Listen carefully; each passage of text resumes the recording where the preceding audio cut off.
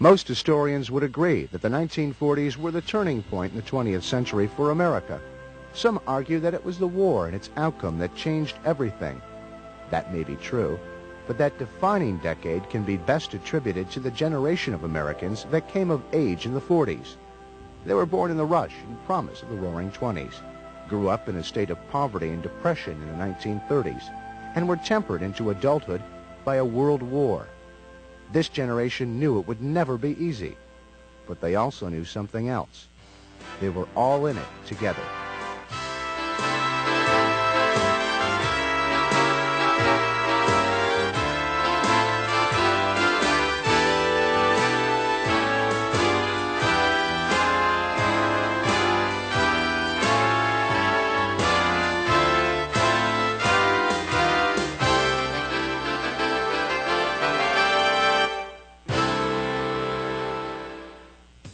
On January 1st, 1940, the United States was still digging out from the Depression.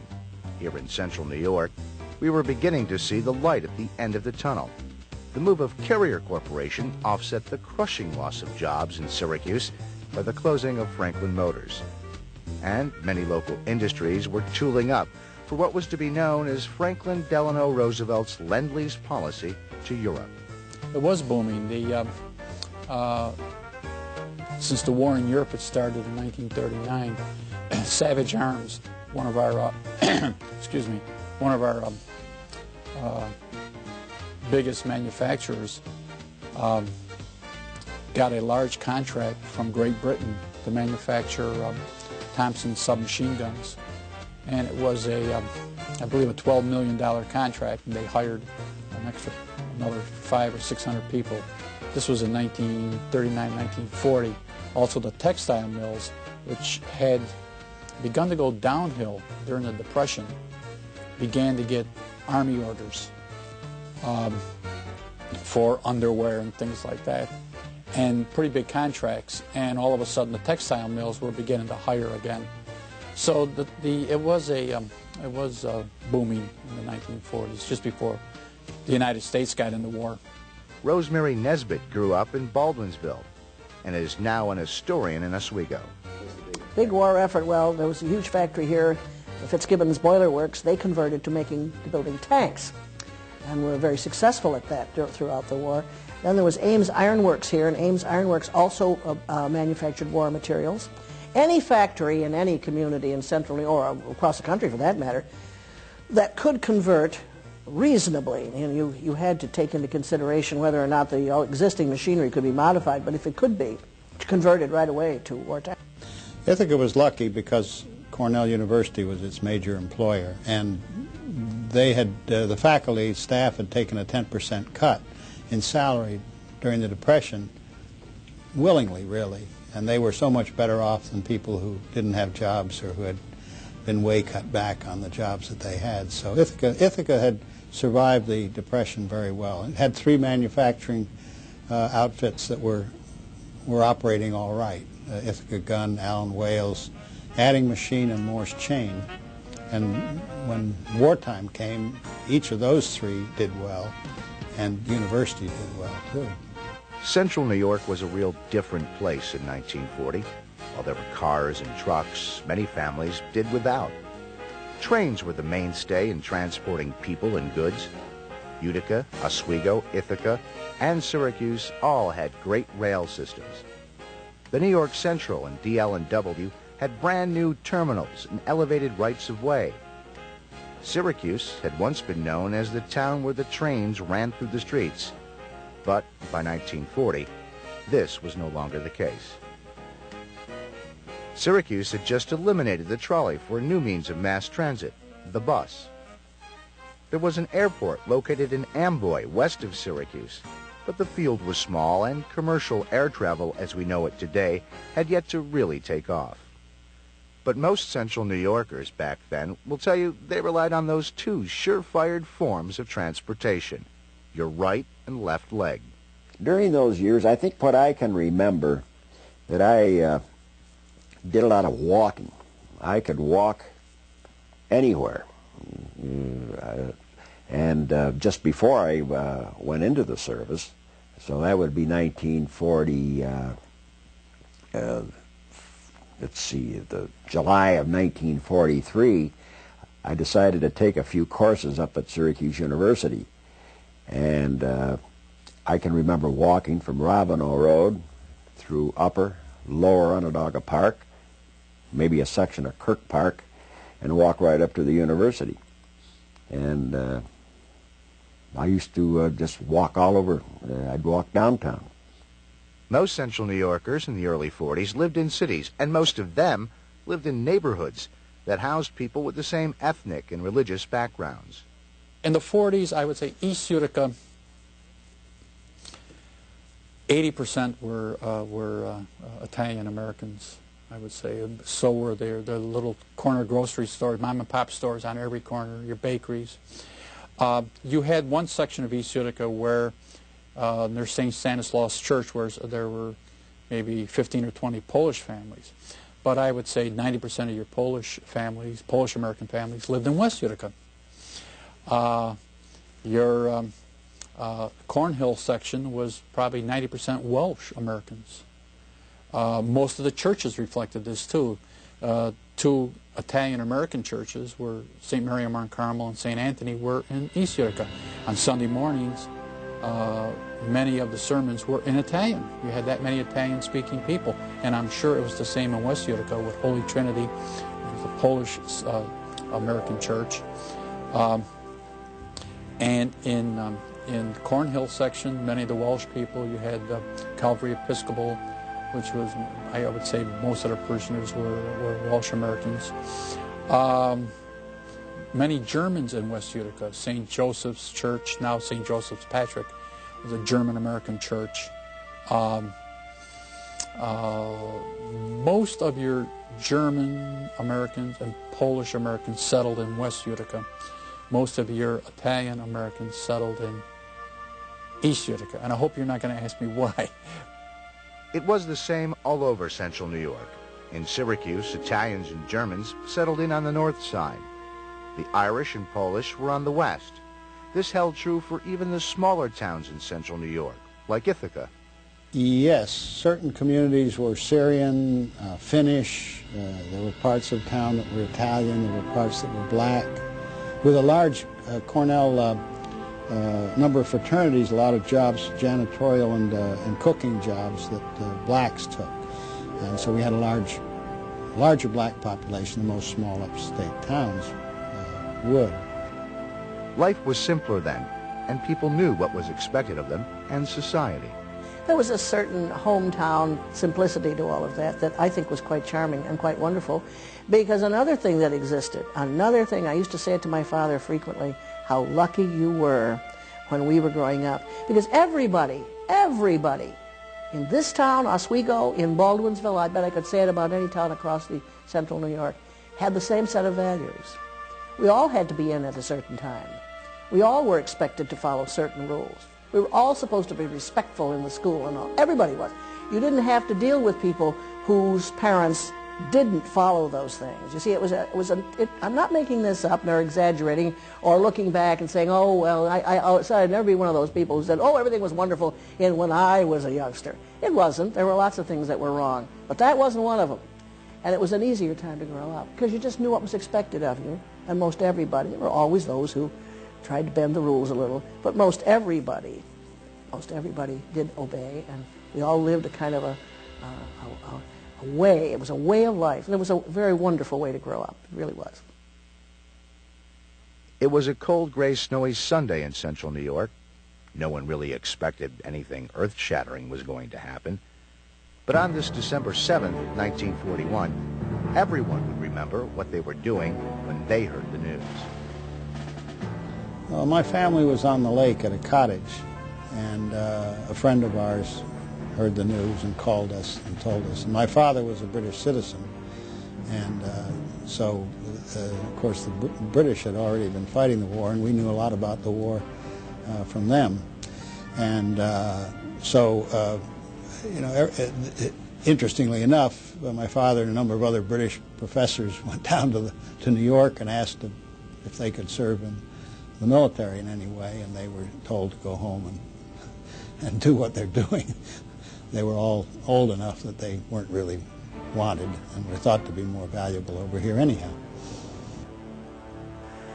We went to the matinee on Sunday afternoon at the local movie house, and the movie stopped, and the manager of the theater came out on the stage and announced about Pearl Harbor, because of course by the time it got to us, it was in the afternoon, and I can still see him walking out in that silence that fell on that theater, and everybody just got up and walked away, went home. Everybody, they didn't resume the movie, everybody just got up and went home. I remember my mother and father were just glued to the radio, as was everybody, listening for what was going to happen next. It was a very dramatic moment. I didn't think of it as dramatic at the time. I just thought of it as the shock, because I knew what that meant. It meant that every boy, young man in my graduating class, we graduated in June of 1942, would be immediately involved, and they were. My uncle was an amateur photographer, and he had a dark room in the cellar of our house. And I remember that Sunday, December 7th, being in that dark room, helping him develop pictures, and he had a little radio when we first got word that the Pearl Harbor had been attacked. And I got to admit, at 9 years old, I really didn't understand what it was all about, but I do remember him explaining to me that we were probably at war with the Japanese and that he might have to go away. I do remember that, but that's where I was when the Japanese attacked Pearl Harbor. I was up at the Bellevue golf course, and they had bowling alleys up there, and a friend of mine, Tom Tormey, whose father was a corporation counsel during my dad's administration, and I believe whose brother ran for mayor at one time against Lee Alexander. But anyway, that's where we were. The radio was on, and as soon as we heard it, we just stopped what we were doing. We came back home.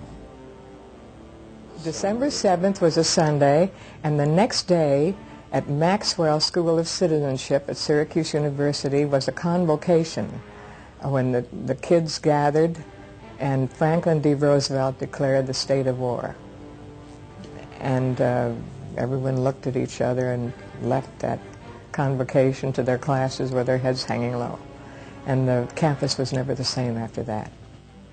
Men from all over central New York began lining up at recruiting offices. I went into the CBs, and at that time, when I was drafted, Tom Corcoran, who lived about a half a block away on Robinow Road, the Corcoran family had 10 or 11 children, I believe, and Eddie Corcoran and I were drafted at the same time down on West Onondaga Street. I think it was an old bank building, the old Salt Springs bank building on West Onondaga. We met down there, and then we marched down West Onondaga, down to Clinton Street, down to the Armory, where we took our physicals and so forth. Syracuse University had some 6,000 students in December of 1941. The male population of the college soon dipped, but not for long, as the military sent troops to the university for special training. Syracuse had a program then called the ASTP, and I can't remember what the initials stood for, but what they were young men training to go into the Air Force, ultimately. And there were thousands of them on the campus, and of course not too many girls. And I remember occasionally you'd walk across the campus from the library to the Hall of Languages or someplace like that, and be walking along, minding your own business, maybe thinking about all of a sudden you'd hear the marching feet, and a song being sung, and the cadence count going on, and then a group of them would separate and surround you and escort you wherever you were going. It was they were very nice fellows. It was an unusual experience, not like anybody else's college years, I don't suppose. It lasted throughout the war. In Ithaca as well, many new Cornell University students were wearing uniforms. Cornell became a major training center for the military, training officers. We had an engineering school. There were a lot of people training in that, and in the Arts College and other schools at Cornell. So our population, the campus population, grew. And of course, the men went in the service, and the university filled its ranks with women increasingly, and women as they did in the civilian front, they began to move into activities that men had done, editing the student paper, running the student union, doing all sorts of other activities they'd never been in before. The central New York landscape started to rapidly change in the new year of 1942. 3,500 acres of land just north of Syracuse became an Army Air Corps bomber base. If I remember correctly, we had Hancock Field at that time. It was a staging area for planes to go over to England, and the original runways were huge, extra long runways for bombers and that type of thing. And Hancock Field, and I think up until the present time, has a reputation of being able to take extra large aircraft. The state fairgrounds had been taken over by the military as a materiel base. A USO opened in a posh spot in downtown Syracuse. Hotel Syracuse had an officers' service club for commissioned officers and their wives, and the services, they would get babysitters for them, they would enable a social life for them, that sort of thing. And most organizations were very nice to service people. I'm glad to see them. The railroad and bus stations became 24-hour-a-day centers of activity with the movements of troops, families, and business travelers. Amboy Airport served as a training center for Navy Air Cadets as well as a Civil Air Patrol field. New industries sprang up, putting Rosie the Riveter to work and laid the groundwork for post-war mega industries. General Electric brought in a manufacturing plant that would eventually become a leader in radar and television production. A new center for higher learning was born in 1942 as Lemoyne College opened a campus in downtown Syracuse. In 1943, Central New York entered the world of pharmaceutical manufacturing as Bristol Myers announced plans to build a $1.2 million plant in East Syracuse that would make a new wonder drug called penicillin. In Oswego, a camp at Fort Ontario was established for refugees who came from places that now live in our worst nightmares: Auschwitz, Buchenwald, Drancy, and Dachau. They were invited here by President Roosevelt in 1944, and close to 1,000 of them, 900, I don't remember the exact number, but close to 1,900 and something, came. They were housed in buildings that existed from the old fort, which had been there, on the grounds there, and in temporary shelters, which had also been built for them. They were high school age young people, went to high school here, some went to college. Some of the people who came over got jobs on the local economy, shops and so on.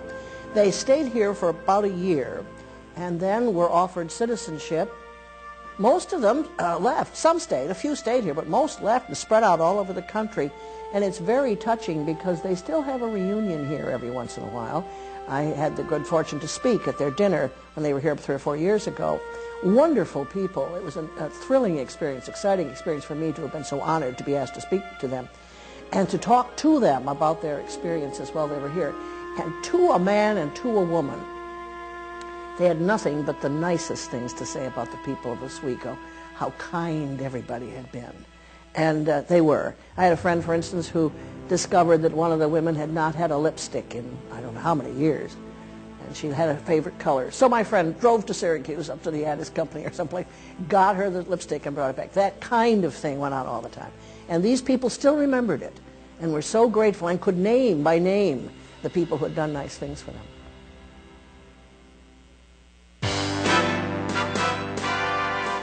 Stay tuned. More of Central New York in the 1940s is coming up.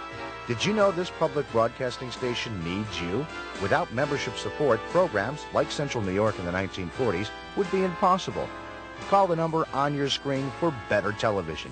Remember, we're all in this together.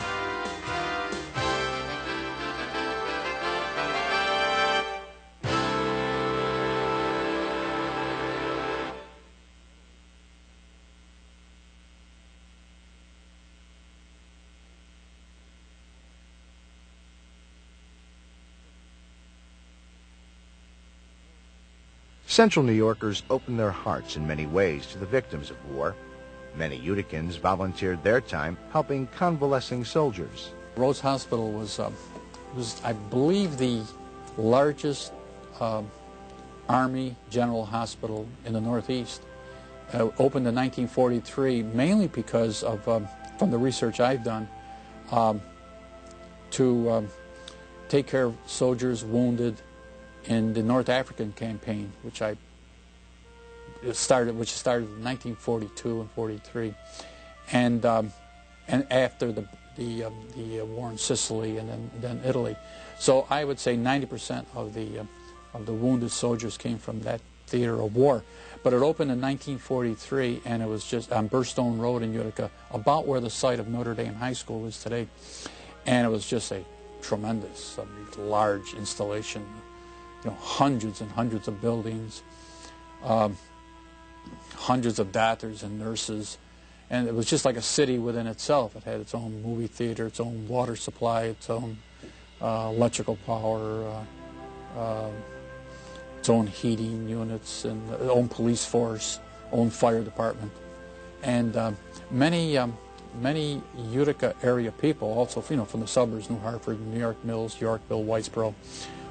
Many worked there, but also there were many volunteers entertaining the soldier, bringing the gifts to the wounded soldiers, because they were from all over the country, and it was again in the 3 years it was in operation. 1943, it closed in 46.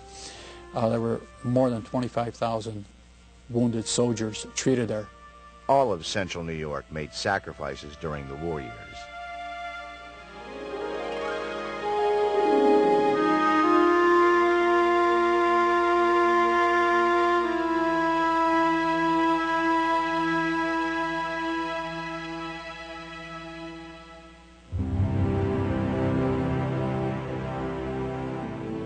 I remember my father he finally, as I say, acquired a car when I was in college. And I remember the little sticker in the window. His was an A. I don't recall what the different letters meant, but it depended, I guess, on your job, the allotment of gas you had. So he had a sticker for gas. And we had the ration books for sugar and butter and commodities of that kind. Shoes were rationed. You were only allowed one pair of shoes a year. Gasoline was rationed, of course. Tires were rationed, so if you had a car, you were very careful. You would not maybe drive to a Sylvan Beach or Old Forge on a weekend. You'd stay home. I remember the parks in Utica, the city parks, were very busy during war weekends because people did not want to use their gas to drive 20, 30 miles to some recreation area. But I remember blackouts, for instance. When you heard the siren, if it was during the daytime, you ran indoors and stayed indoors. If it was at night, you ran indoors and shut all lights. I remember my homeroom teacher telling students that a lighted match could be seen 60 to 70 miles away by a German or Japanese bomber pilot. I'll never forget that. And I remember, wait a minute now, if I light a match and there's a Japanese bomber pilot over Syracuse, he could see that match. I mean, it was that type of thing. In some ways it was frightening. Looking back, it may sound strange that people were afraid of an Axis attack on central New York, but the fears were real. All of us of modeling age were making model airplanes for the civil defense, air wardens to use in identifying enemy aircraft over Tompkins County. The port here was very active because there was a great deal of, much more shipping over the Great Lakes than now. There was a scare at the beginning here and elsewhere along the lake that the Germans might come over and send submarines down the lakes. That had that scare in World War I as well.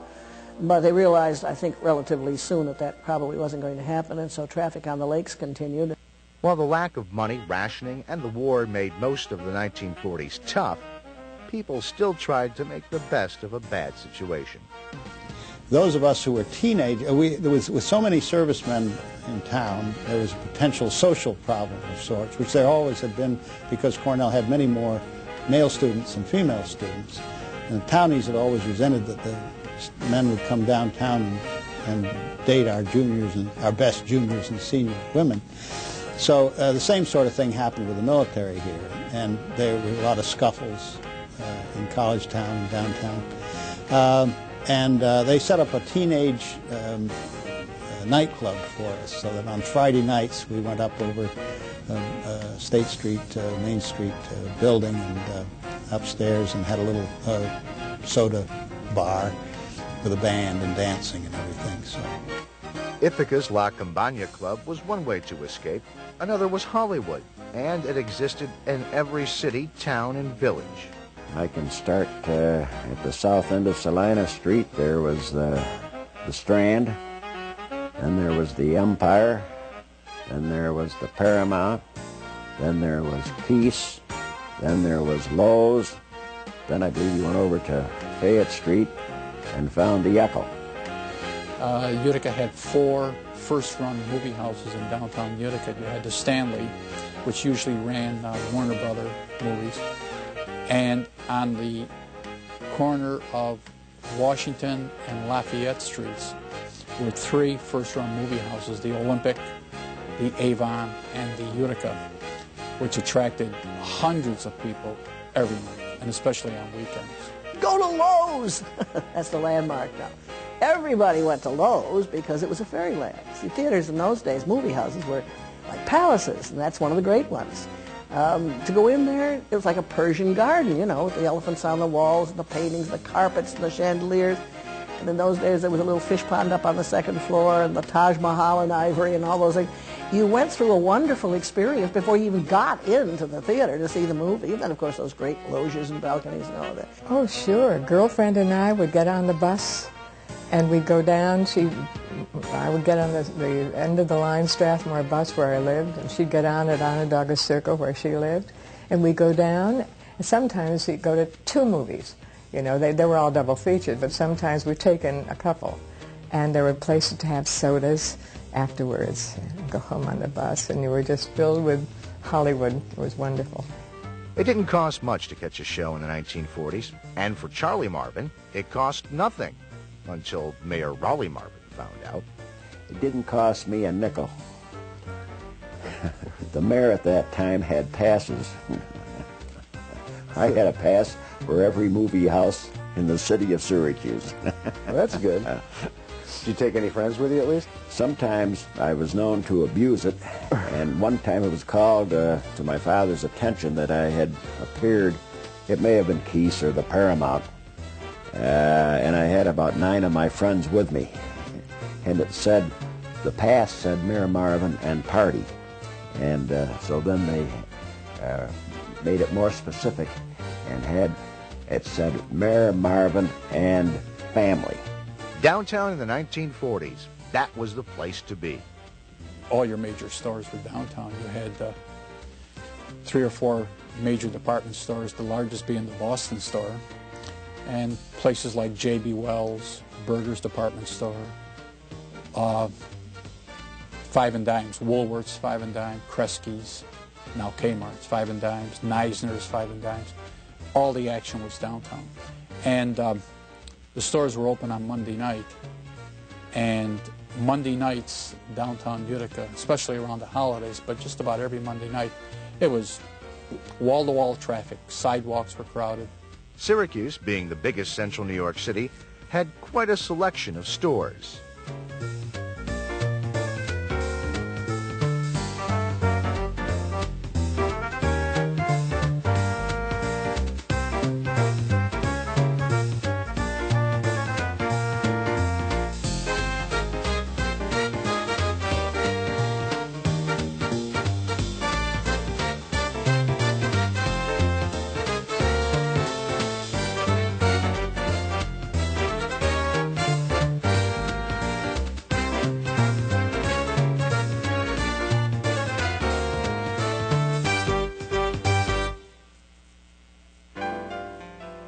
If you weren't at the stores or movies, Then there were the grand centers of culture, the hotels of central New York.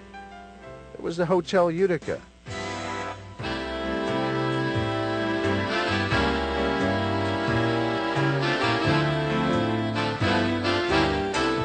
and the Hotel Hamilton in Utica.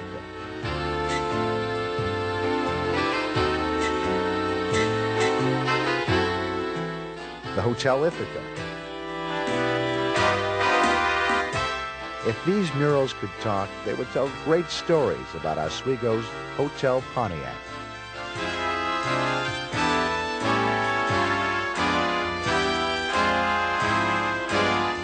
In Syracuse, there was the Yates with its huge bar. The Onondaga had the travel room. And don't forget the Onondaga Roof Garden. And then there was the Hotel Syracuse with its grand lobby, the Rainbow Room, Grand Ballroom, and of course the Dutch Kitchen.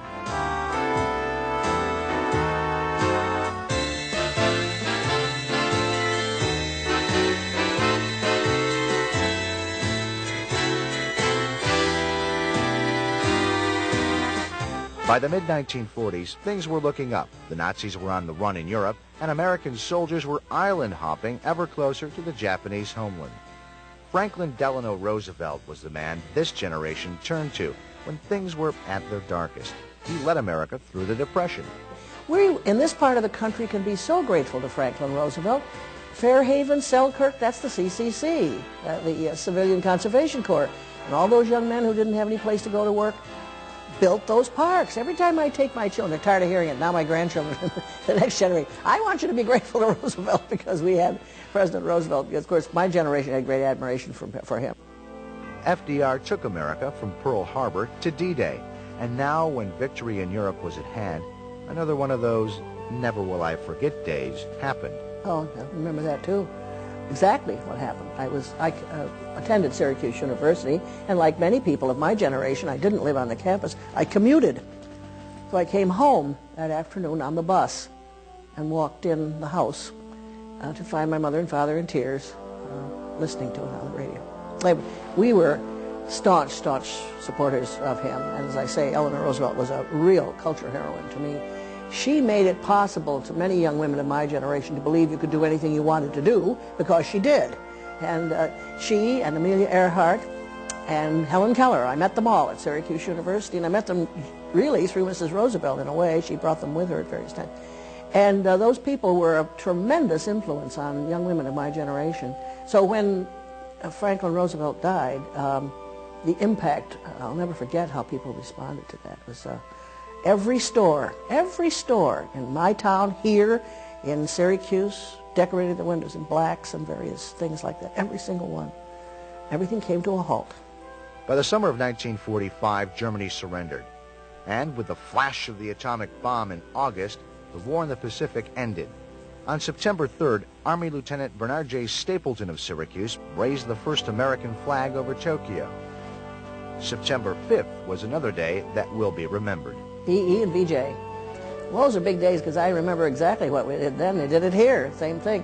But in Baldwinsville, we went, got in the car and drove right to Syracuse and parked way up on North Salina Street and walked the whole way from, must have been Court Street, up around Court Street, and walked all the way downtown. All the way down, there was no other way. Everybody was in the street. It was a huge parade with rolls of toilet paper being thrown and newspaper shredding and all that. People just singing and shouting and dancing, literally dancing in the streets both times.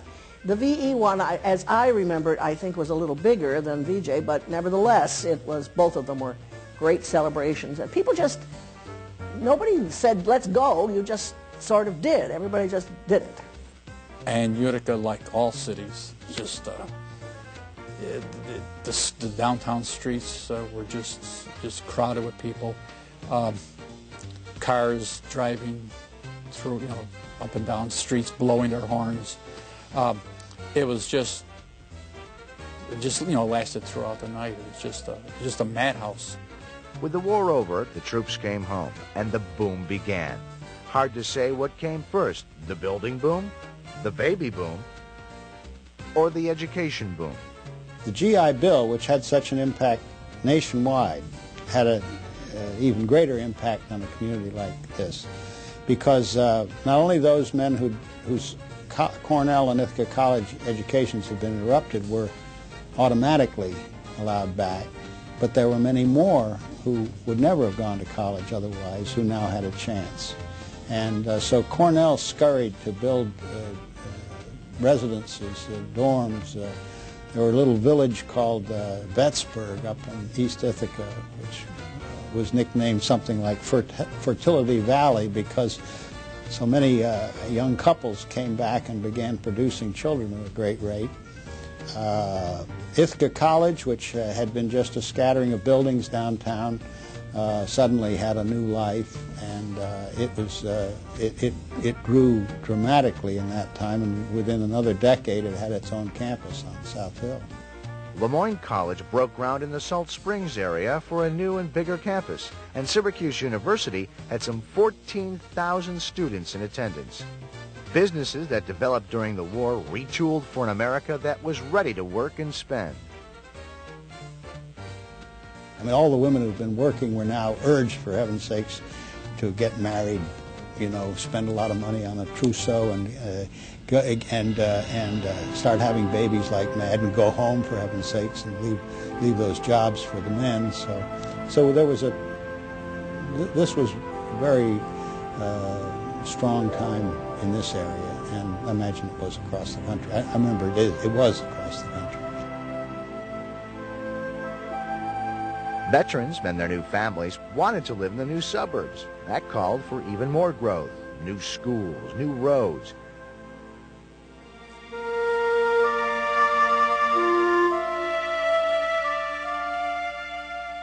The state laid plans and broke ground on a new superhighway, and the dream of Syracuse and Jerome Rusterholtz was to be called the New York State Thruway.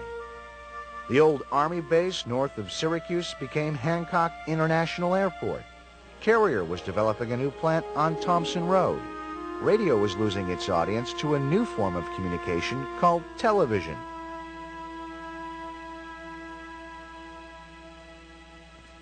General Electric saw an opportunity in Salina, and plans were drawn up for a TV and radar manufacturing facility that would employ some 20,000 people.